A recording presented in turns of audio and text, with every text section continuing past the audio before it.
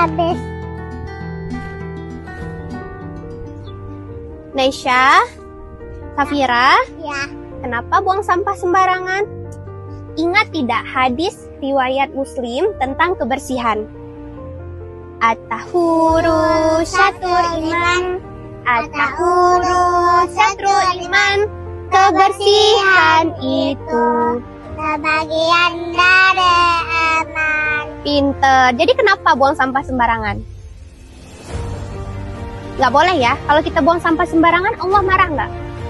Marah. Ah, iya pinter. Jadi nggak boleh lagi buang sampah sembarangan ya.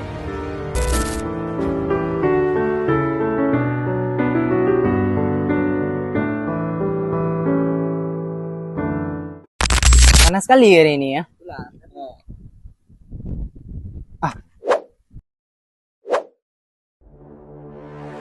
Oh, sampahnya jangan buang di sembarangan, nanti Allah marah. Anak kecil tahu apa?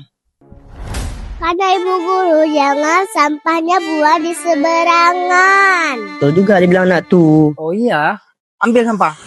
Sini sama Om dek. Makasih ya, udah ingetin Om ya.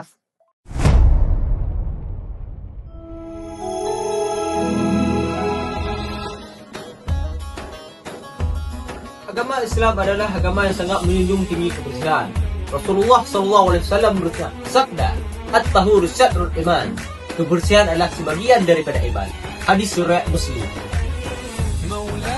Coba kita renungkan bagaimana mungkin seorang khusyuk beribadah jika tempatnya kotor. Kan yang benar? Ya.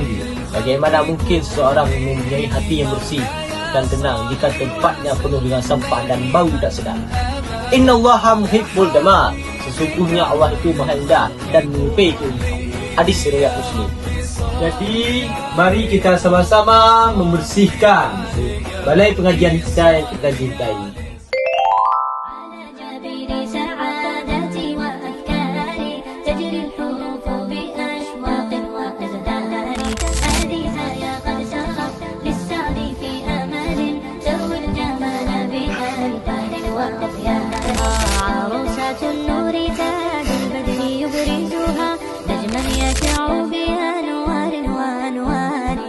مبارك زوجها جاءت على درر زوج النقاء بتتويج وإبهار. Kebersihan harus diajarkan sejak kecil, karena dari kebiasaan kecil lahirlah kepribadian yang besar. Ajarkan tangan kecil untuk membuang sampah pada tempatnya. Belajar mencintai kebersihan karena itu bagian dari mencintai diri sendiri. Orang yang hidup bersih akan menjadi pribadi yang sehat dan bertanggung jawab. Merawatlah lingkungan seperti kita merawat masa depan anak dan cucu kita. Menjaga kebersihan berarti mengamalkan iman, sebab kebersihan sebagian daripada iman.